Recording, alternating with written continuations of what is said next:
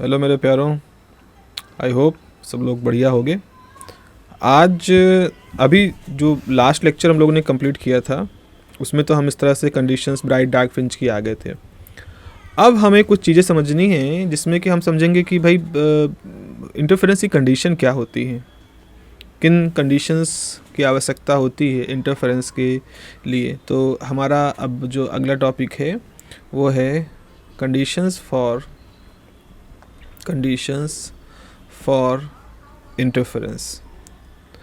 Interference के लिए कौन कौन सी कंडीशंस की हमें आवश्यकता होगी। मतलब दो लाइट सोर्स जिनके बीच में हम इंटरफेरेंस होता हुआ देख रहे हैं उनको कौन सी कंडीशंस फुलफ़िल करनी चाहिए। तो यहाँ पे एक सवाल उठता है कि कंडीशंस फॉर व्हाट?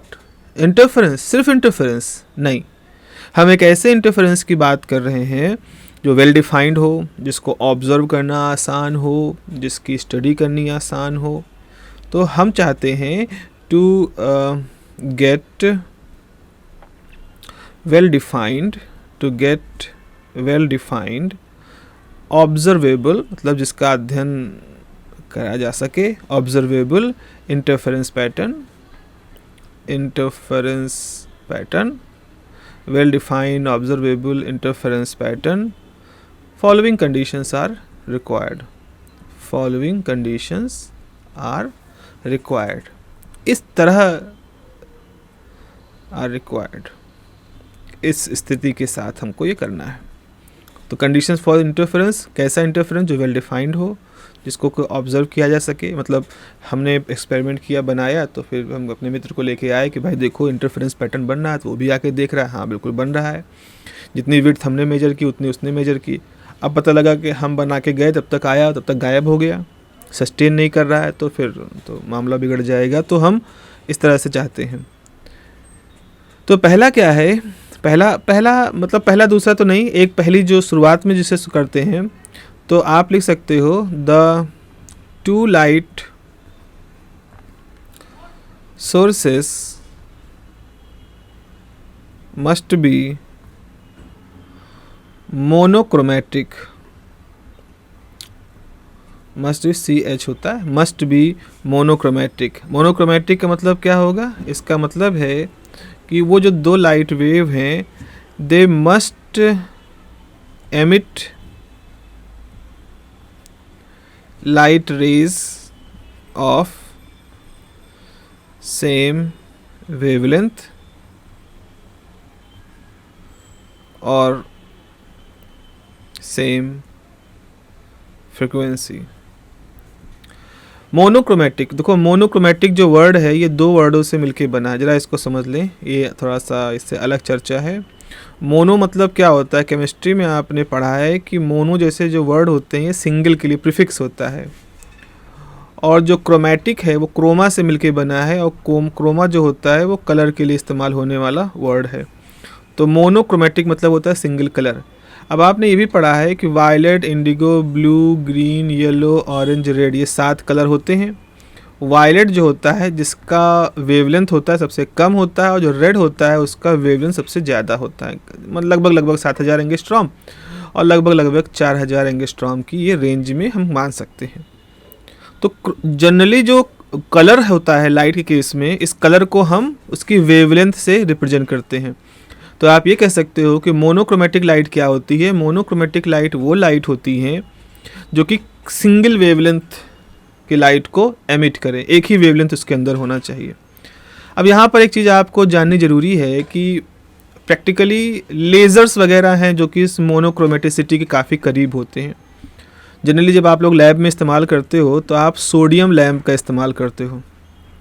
जो सोडियम लैम्प होते हैं वो ट्रू मोनोक्रोमेटिक नहीं होते, वहाँ पर भी 5896 एंगस्ट्रॉम और 5890 एंगस्ट्रॉम, जिनको हम D1 D2 लाइन कहते हैं। तो D1 D2 दो लाइनें वहाँ पर, दो वेवलेंथ वहाँ पर एमिट होती हैं। तो इसका मीन वैल्यू जो है 5893 एंगस्ट्रॉम, उसको जनरली हम लोग अपने प्रैक्टिकली इसको यूज करते हैं कि भाई सोडियम लैम्प एक मोनोक्रोमेटिक लाइट सोर्स है जिसकी वेवलेंथ 5893 एंगस्ट्रॉम है, बट टेक्निकली वो एक ट्रू मोनोक्रोमेटिक नहीं होती। ठीक है, लेज़र्स है, रूबी लेज़र है तो 6800 आई थिंक 96 ऐसे कुछ उसकी वेवलेंथ होती है वो लगभग लगभग मोनोक्रोमेटिसिटी को सेटिस्फाई करती है। पर जनरली हम लोग लैबों में सोडियम लैम्प को ही देखते हैं। लेज़र्स तो नहीं अभी उपलब्ध हैं अंडर ग्रेजुएट लेवल पर। कुछ जगहों पर हैं जहाँ रिसोर्सफुल कॉलेज हैं, रिसोर्सफुल जगहों पे आप तो हो सकता है अंडर ग्रेजुएट लेवल पर वहाँ पर लेज़र इस तरह से आपको मुहैया हो जाए, बट प्रैक्टिकली तो लेज़र अभी अंडर ग्रेजुएट लेवल पे हमारे पास नहीं है। ठीक है, तो ये हो गई condition number 1। Condition number 2, condition number 2 जो है उसे कहते हैं कोहेरेंसी की कंडीशन। तो आप क्या लिखोगे, the two light sources must have either no phase difference, must have either no phase difference, or the phase difference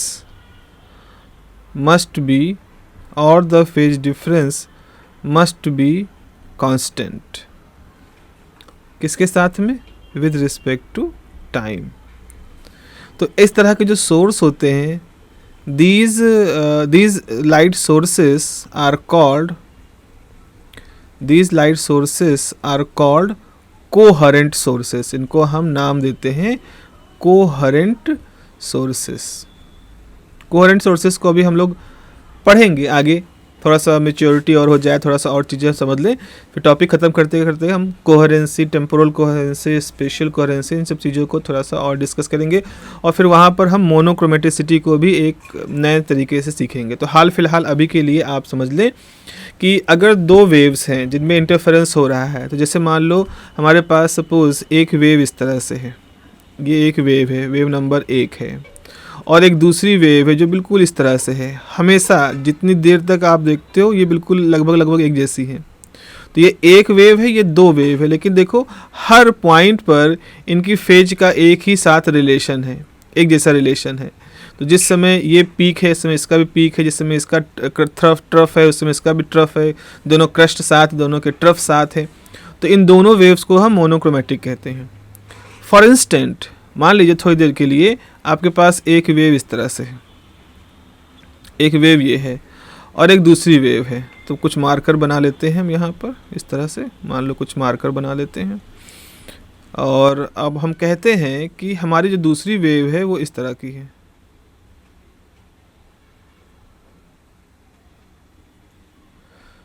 just तो सवाल ये है कि क्या दोनों कोहेरेंट है। तो आप देखो इसके फेज यहाँ होता है, इसका मैक्सिमम एम्पलीट्यूड यहाँ हो रहा है, दोनों क्रस्ट के बीच की ये डिस्टेंस है। ऐसे ही इनके ट्रफ के बीच की भी डिस्टेंस है कुछ, मान लो ये डिस्टेंस है कुछ, जो कि ये एक्सिस मान लो फाई है, फेज के साथ हम देख रहे हैं। तो आप मान लो यहाँ पर फाई है 20 डिग्री सपोज़, तो यहाँ पर भी 20 डिग्री है, यहाँ पर भी दोनों पीक के बीच में देखा फेज तो 20 डिग्री है, यहाँ पर भी देखा तो 20 डिग्री है, तो यहाँ देखा तो 20 डिग्री है।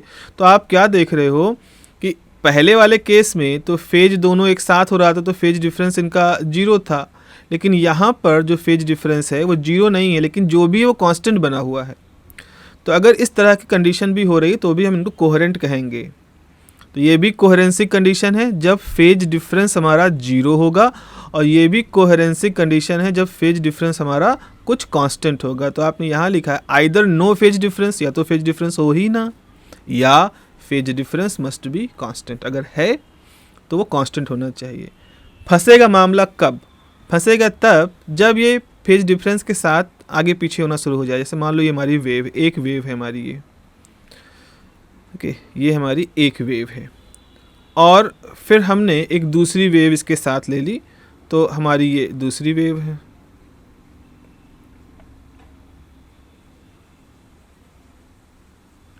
अब देखो यहाँ पर, तो यहाँ पर आप देख रहे हो कि इन दोनों के बीच में कुछ फेज डिफरेंस था। सपोज़ ये फेज डिफरेंस 20 डिग्री था, यहाँ पर ये फेज डिफरेंस 30 डिग्री हो गया, यहाँ पर ये फेज डिफरेंस 10 डिग्री हो गया, यहाँ पर फेज डिफरेंस मान लो 5 डिग्री हो गया, फिर यहाँ पर बढ़ करके 20 डिग्री हो गया, यहाँ पर फेज डिफरेंस 0 हो गया, यहाँ फेज डिफरेंस आपका 0 है, फिर यहाँ पर फेज डिफरेंस थोड़ा सा 5 डिग्री हो गया। तो आप ये देख रहे हो कि इन दो वेव्स में जो तीसरा केस है, इसमें जो येलो कलर की जो वेव रिप्रेजेंट हो रही है और जो दूसरी पर्पल कलर की वेव है, इनमें फेज डिफरेंस है कहीं नहीं है। यानी फेज डिफरेंस वैरी कर रहा है समय के साथ। तो इस स्थिति में ये जो कंडीशन है ये इनकोहेरेंट वेव की कंडीशन है कि भाई ये वेव, दोनों वेव कोहेरेंट नहीं है। तो ऊपर की दोनों वेव कोहेरेंट थी, दो केस थे, एक जिसमें फेज डिफरेंस 0 है वो कोहेरेंसी कंडीशन ये वाली, और दूसरी कंडीशन थी कि जो वेव फेज डिफरेंस कांस्टेंट है। दोनों ही स्थितियों में कोहेरेंसी है, लेकिन तीसरे में फेज डिफरेंस चेंज हो रहा है, बढ़ रहा है, घट रहा है, 0 हो रहा है, वो इनकोहेरेंसी कंडीशन है। तो हमें चाहिए क्या कि अगर हम इंटरफेरेंस करवाना चाह रहे हैं तो हमारी जो दो वेव्स हों उनको कोहेरेंट होना चाहिए, तभी हम अपनी ये शर्त जो है, हमारी ये जो शर्त है ना, वेल डिफाइन एंड ऑब्जर्वेबल, इस तरह का अगर इंटरफेरेंस पैटर्न पाना चाह रहे हैं तो फिर हमको ये करना ही पड़ेगा, हमारी ये एक मजबूरी है, ये एक लिमिटेशन है। तीसरा है कि जो कोहेरेंट सोर्सेस आपने ले लिए तो अब उनके बीच की जो दूरी है उसको हमें कम रखना पड़ेगा।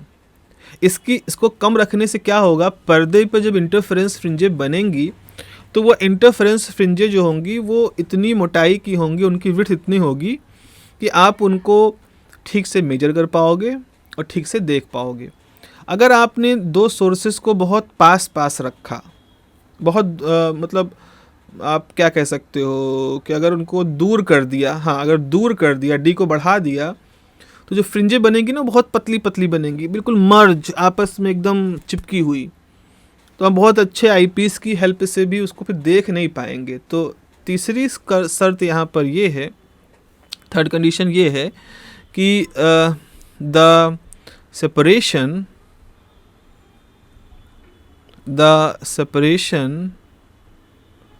between two coherent light sources, two coherent light sources should be small, ठीक है, should be small, so that इससे क्या होगा, so that appropriate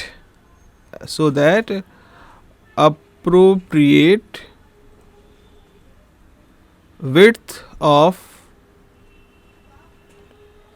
dark and bright fringes may formed of good visibility मतलब ना उस दिखने में वो बिल्कुल साफ रहे, सेपरेशन उनके बीच का सही होना चाहिए। ओके, सो चलो इसको ज़रा समझ लेते हैं, इसको विजुलाइज, इसका मतलब क्या हुआ, इसको विजुलाइज करके देखते हैं। ये मुझे बड़ा ही इंटरेस्टिंग लगता है। जब भी हम किसी फिजिकल प्रिंसिपल को विजुलाइज करने की बात करते हैं तो हम देखते हैं कैसे ग्राफिकली वो चीज़ें बिल्कुल मतलब सिस्टमेटिकली हमें दिखाई पड़ती है। देखो भाई, ऐसे मान लो हमारे पास एक सोर्स ये है S1, तो मैंने आपको शुरू में एक बार डायग्राम बनाया था इस तरह का बोर्ड पर कि आपके पास ट्रफ और क्रस्ट हैं, इस तरह से ट्रफ और क्रस्ट हैं आपके, ये आपके ट्रफ और इस तरह की कुछ चीज़ें हैं, ठीक है, ऐसा है कुछ, इसको आप थोड़ा सा देख लीजिएगा ऐसे। अब S2 जो है ना वो इसके मतलब S2 जो सेकेंड सोर्स के पास है, इसके बीच की दूरी बहुत कम है, तो क्या हुआ, तो उसमें इस तरह का इंटरफेरेंस होना शुरू हुआ आपके। अब देखो यहाँ पर इंटरफेरेंस होना शुरू हुआ। तो आप ये सोच सकते हो, अब जरा इसको मैं अगर अलग से बनाऊं तो थोड़ी देर के लिए ऐसे सोचो कि आपके पास ये एक ट्रफ है, ठीक है, ये एक क्रस्ट है, फिर ये एक ट्रफ है, फिर ये एक क्रस्ट है, फिर ये एक ट्रफ है, फिर एक क्रस्ट है, और उससे आपने थोड़ी दूर पर रखा है तो आपने इस तरह से एक ट्रफ, फिर एक क्रस्ट, फिर एक ट्रफ, फिर एक क्रस्ट, फिर एक ट्रफ, फिर एक क्रस्ट, इस तरह दूसरी वेव इंटरेक्ट कर रही है। तो आप देखोगे यहाँ पर कि जो इंटरसेक्शन वाले पॉइंट हैं, जैसे अगर हम इसको और आगे बढ़ाएं, इसको आप थोड़ा सा और आगे बढ़ा दो, यहाँ कट करेगा, फिर इसको आगे बढ़ा दोगे तो यहाँ कट करेगा, इस तरह से। तो आपके पास पता चलेगा कि ये जो लाइन है ये डार्क कंडीशन को सेटिस्फाई कर रही है, तो ये जो लाइन होगी वो ब्राइट कंडीशन को सेटिस्फाई करेगी। जब बहुत पास पास सोर्स होंगे ना, तो ये ओवरलैपिंग दोनों वेव फ्रंट में बिल्कुल एकदम टच करती हुई होगी, तो आपके पास डार्क कंडीशन यहाँ बनेगी, ब्राइट की यहाँ बनेगी, डार्क की यहाँ बनेगी। तो आप देखोगे यहाँ डार्क, यहाँ ब्राइट है, तो ये डार्क है, फिर ये ब्राइट है, फिर डार्क है, फिर ब्राइट है, फिर डार्क है। तो आपकी जो डार्क और ब्राइट फ्रिंजें हैं ये वेल सेपरेटेड है। कब? जब S1 S2 पास पास हैं। अब जरा आप सोचो यहाँ पर कि आपने एक सोर्स रखा S1, तो S1 की थोड़ी देर के लिए हम कहें कि इस तरह से वेव सोर्स निकल रही हैं, ये इस तरह से वेव सोर्स निकल रही है। इसको हम कलर चेंज कर लेते हैं, ये आपकी इस तरह से वेव निकल रही है। और आपका S2 दूर है, आपने S2 को दूर कर रखा है, S2 को दूर कर रखा है, तो फिर इससे भी वेव ऐसे निकल रही है इस तरह से। और फिर जब ये आपस में इंटरेक्ट करेंगे, अभी थोड़ा सा मुझसे मतलब मुझे थोड़ा ठीक से ऐसे बनाना चाहिए, जैसे ये है इस तरह से। इसका विजुलाइजेशन मैं कोशिश कर रहा हूँ कराने की आपको। तो आपके पास ये है और एक सोर्स यहाँ पर है, तो ये सोर्स ऐसे जा रहा है,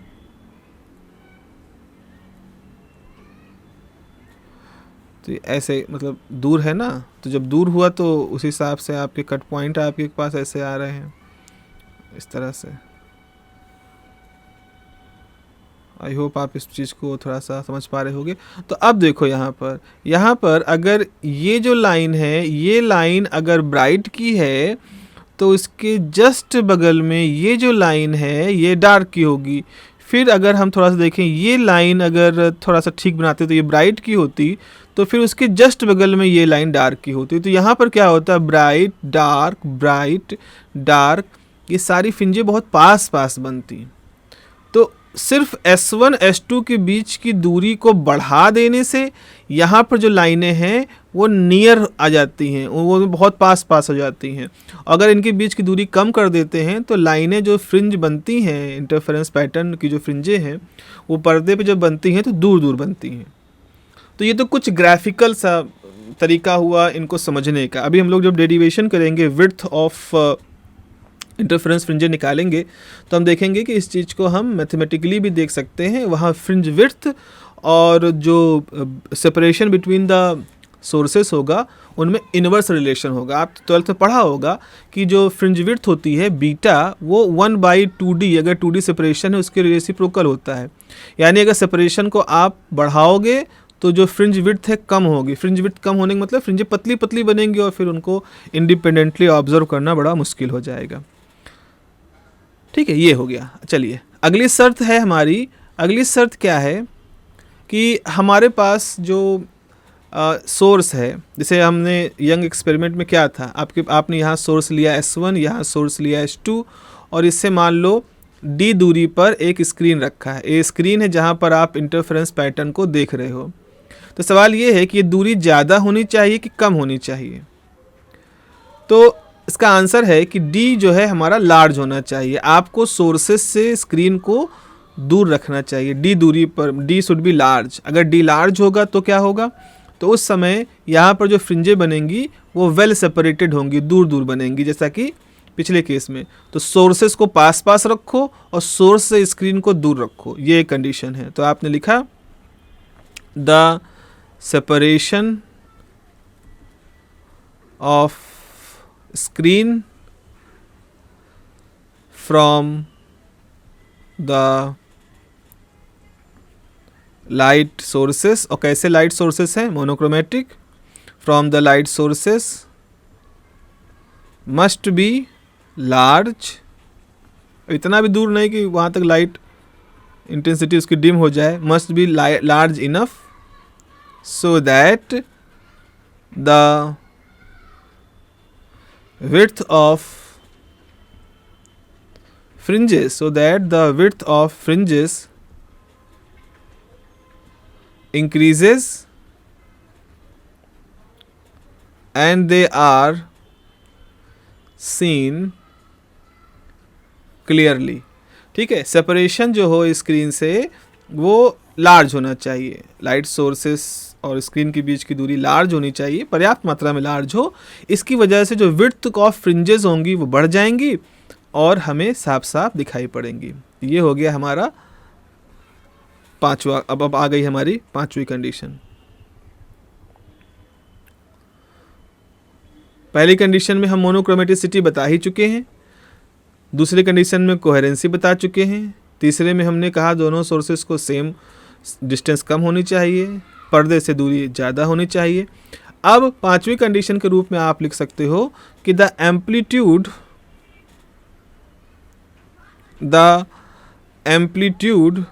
of light sources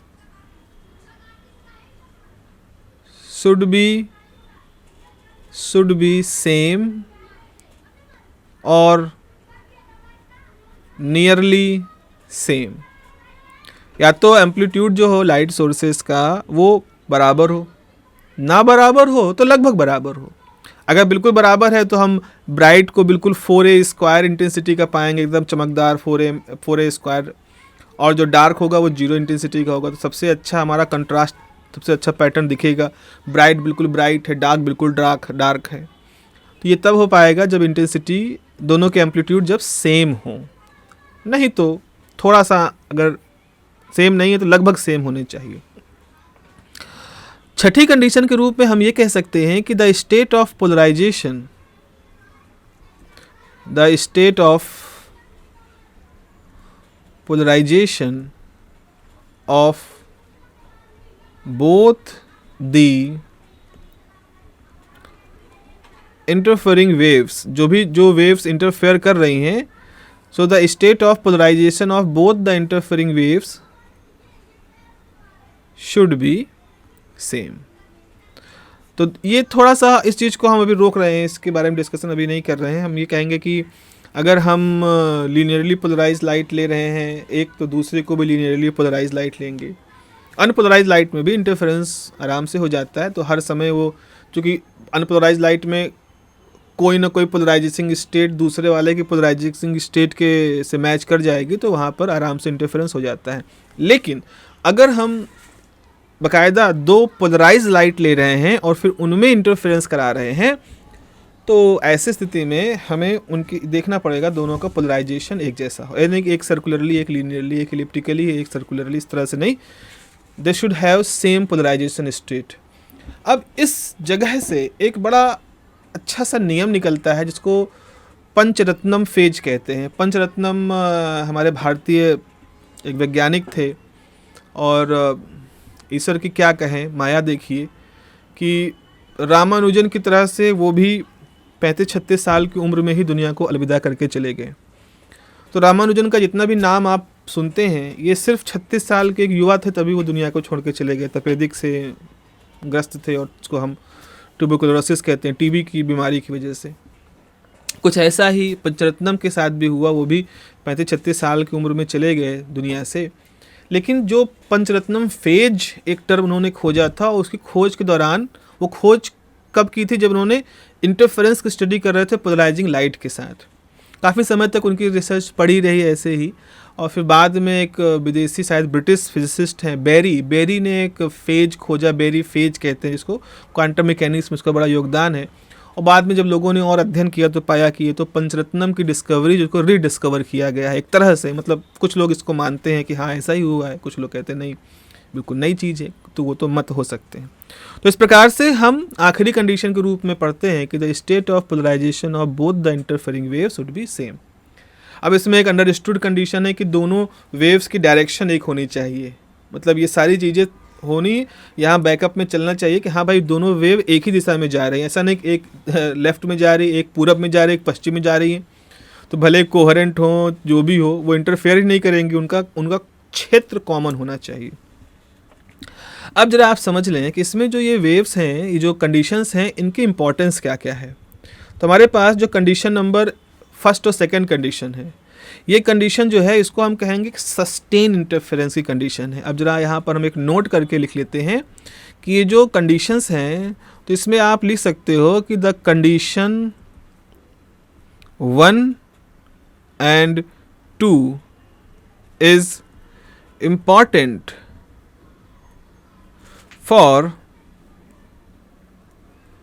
sustained interference. Sustain interference मतलब जो बना रहे, सस्टेन करे, जो रुका रहे, कायम रहे। तो इसका मतलब है कि हम इससे मतलब आप मीडियम में जब इंटरफेरेंस पैटर्न बनाते हो तो आप ये चाहोगे कि वो जो इंटरफेरेंस पैटर्न है वो समय के साथ चेंज ना हो। यानी कि अगर आपने किसी जगह पर ब्राइट फ्रिंज देखी इस तरह से, तो आप चाहते हो कि इनकी लोकेशन चेंज ना हो, ये ब्राइट फ्रिंज जहाँ है वहीं बनी रहे, डार्क फ्रिंज है जहाँ बनी रहे, और ये सब कुछ समय के साथ स्थिर रहे, सस्टेन करता रहे। ये इसका मतलब है। तो अगर फेज डिफरेंस मतलब अगर ये कंडीशन सेटिस्फाई नहीं होंगे तो फेज डिफरेंस जो होगा ना वो लगातार चेंज होता रहेगा। जैसे अगर आपने कहा कि कोहेरेंसी नहीं है, अगर कोहेरेंसी नहीं है तो अगर वो नॉन कोहेरेंट है या इनकोहेरेंट है तो क्या होगा कि उस समय दोनों वेव का जो फेज होगा वो लगातार समय के साथ चेंज होता रहेगा। जब समय के साथ चेंज होता रहेगा तो इन वाइट और ब्लैक, ब्राइट और जो डार्क जो फ्रिंजे हैं इनकी लोकेशन तेज़ी से शिफ्ट होती रहेगी। इतनी तेज़ शिफ्ट होगी कि हमारी आँख इसको पकड़ नहीं पाएगी और हमें लगेगा कि हर तरफ ब्राइटनेस ही ब्राइटनेस है। क्योंकि अभी ब्राइट यहाँ हुई, फिर यहाँ से हट गई, फिर वहाँ हुई, फिर वहाँ से हट गई। ये सब कुछ इतनी तेज़ी से चल रहा होगा कि हमें हर तरफ ब्राइट ब्राइट दिखेगा और हमें लगेगा कि यहाँ पर यूनिफॉर्म मतलब यूनिफॉर्म एम्पलीट्यूड है यहाँ पर। तो हमें इसका आभास ये होगा कि इंटरफेरेंस तो यहाँ पर हो ही नहीं रहा है, जबकि इंटरफेरेंस हो रहा है, वो तेज़ी से फ्लिप कर रहा है। तो फ्लक्चुएटिंग इंटेंसिटी हो जाएगी और वो हम नहीं चाहते, हमें वो नहीं चाहिए। तो इसीलिए हम चाहते हैं कि हमारी दोनों वेव्स जो हैं वो कोहेरेंट हों। मोनोक्रोमैटिक होंगे तो कोहेरेंसी भी वहाँ पर हम सेटिस्फाई करवा सकते हैं। तो उसका फेज चेंज जो है वो कांस्टेंट रहे, फेज चेंज या तो जीरो रहे या फिर कांस्टेंट रहे। ठीक है। अच्छा, अब आते हैं अपनी तीसरी कंडीशन में। क्या थी तीसरी कंडीशन? तीसरी कंडीशन थी कि भाई दोनों सोर्सेस के बीच की दूरी कम हो और जो सोर्स और स्क्रीन की दूरी ज़्यादा हो। ऐसा करने से हमारा क्या मकसद था? ऐसा करने से हम ये चाह रहे थे कि विजिबिलिटी जो फ्रिंजेस की है वो अच्छी हो। ठीक है। तो आप ये लिखोगे कि second, third and fourth conditions are for the good visibility, for the good visibility ही विजिबल नहीं है, visibility are for good visibility of the fringes, for the good visibility of the fringes. Visibility अच्छी हो, साफ साफ दिखें, हम फ्रिंजों को देखें, उनकी चौड़ाई वड़ाई नाप लें, तो इसके लिए आवश्यक है। चलिए, आखिरी की जो कंडीशन है, पांचवी छठी, वो कंडीशन आप कह सकते हो कि गुड कंट्रास्ट के लिए है। तो पांचवी कंडीशन और मान लो छठी condition are for good contrast. Good contrast, contrast का मतलब ये है ना कि जो चीज़ जिस कलर का है वो बिल्कुल उभर के रहे। तो अगर आपके पास सेम एम्पलीट्यूड है तो आपकी जो ब्राइट है वो ब्राइट होगा, उसका एम्पलीट्यूड 4a² होगा। जो डार्क है वो बिल्कुल डार्क होगा, वहाँ एम्पलीट्यूड होगा ही नहीं, जीरो होगा। फिर अगली ब्राइट एकदम ब्राइट होगी, फिर डार्क डार्क होगा, फिर ब्राइट ब्राइट होगी।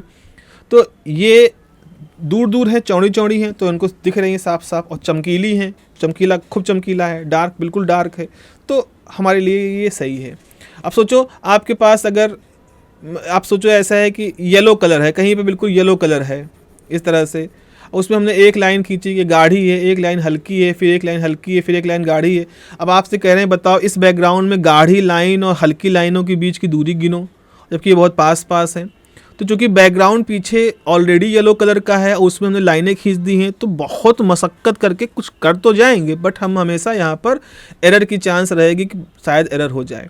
लेकिन वहीं अगर बैकग्राउंड ब्लैक है और उस पर हमको इस तरह से डार्क और ब्राइट फ्रिंजें बता दी गई, तो हम थोड़ा ज़्यादा अच्छी स्थिति में होंगे इनको काउंट करने में और इनके बीच की दूरी या इनकी चौड़ाई को कैलकुलेट करने में।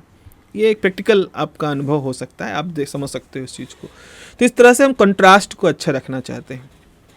Okay, so this is all about the conditions for the interference, sustain interference, good interference, टिकाऊ इंटरफेरेंस की जो कंडीशन होती हैं ये हम लोगों ने यहाँ पर डिस्कस की। सो अगली डिस्कशन में हम लोग पढ़ेंगे कि कैसे हम फ्रिंज विड्थ कैलकुलेट करते हैं। और आप देखोगे जब आप फ्रिंज विड्थ कैलकुलेट करोगे तो आप वहाँ लैम्डा का रोल पाओगे, यानी वेवलेंथ जो आप लाइट भेज रहे हो उसकी, आप 2D का रोल पाओगे यानी दोनों सोर्सेज के बीच की दूरी का, आप स्क्रीन से दूरी का रोल पाओगे, और फिर जितना कुछ हम लोगों ने पढ़ा है कि कौन इन्वर्सली प्रोपोर्शनल होना चाहिए, कौन लीनियरली प्रोपोर्शनल होना चाहिए, ये सारी चीज़ें हमें मैथमेटिक्स से दिखेगी। तो जो चीज़ हम विजुलाइज कर रहे हैं उसको हम मैथमेटिक्स के थ्रू भी देख सकते हैं। So this is the next top, this will be the topic for next discussion. तो तब तक के लिए अपना ध्यान रखिए। Have a nice day and take care.